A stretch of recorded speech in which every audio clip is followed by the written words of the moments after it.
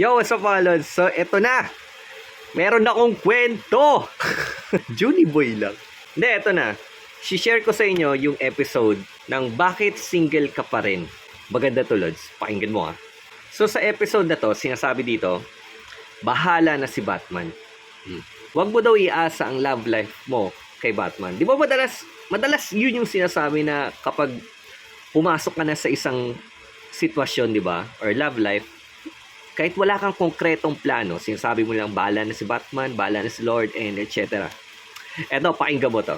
So, may tatlo daw magkakaibigan na nagtatrabaho. Si Marvin, si Mario, at si Arnold. So, isang tanghali daw, nung binuksan ni Marvin yung baon niya, nadismaya siya dahil ang baon niya raw, tuyo. Tuyo na naman. Sa araw-araw na lang na ginawa ng Diyos, tuyo na naman. E di tawang-tawa to sina Mario at si Arnold. Tapos nung si Mario na, binuksan niya yung lunchbox niya. Alam niyo kung ano ulam niya? Tilapia! Tilapia na naman! Sa araw-araw na lang na ginawa ng Diyos, tilapia na naman. At sinabi ni Marvin at ni Mario, na kapag kinabukasan, yun pa rin yung ulam nila, tatalon daw sila, magpapakamatay sila. Tapos eto na, si Arnold naman yung nagbukas ng lunchbox niya.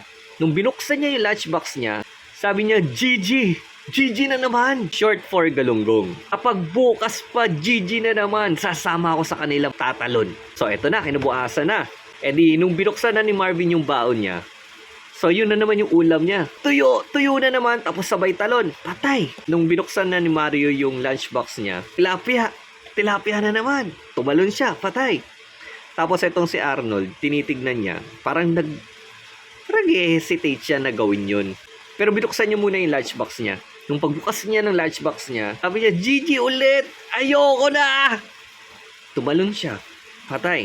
So kinagabihan, ibinurol yung tatlong magkakaibigan. So dumating yung nanay ni Marvin, ni Mario, na umiiyak doon sa harapan ng mga anak nila. Sabi nila, akala ko pa naman, paborito ng anak ko, yung tilapia, yung tuyo.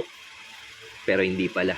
So habang umiiyak yung nanay ni Mario at ni Marvin, dumating yung nanay ni Arnold na humahagulgul din. Tinanong nila yung nanay ni Arnold, Mrs., nagkamali ka rin ba ng pinaulam dun sa anak mo? Alam mo sabi, hindi. Yun nga yung hindi ko maintindihan eh. Sa araw-araw na ginawa ng Diyos, si Arnold yung nagpe-prepare ng ulam niya. Ikaw, Lods, kamusta yung lunchbox mo? Alam nyo, sa buhay, ikaw yung mismong magpe-prepare ng lunch mo. No? Yung lunchbox mo, love life mo. So, ito yung moral lesson.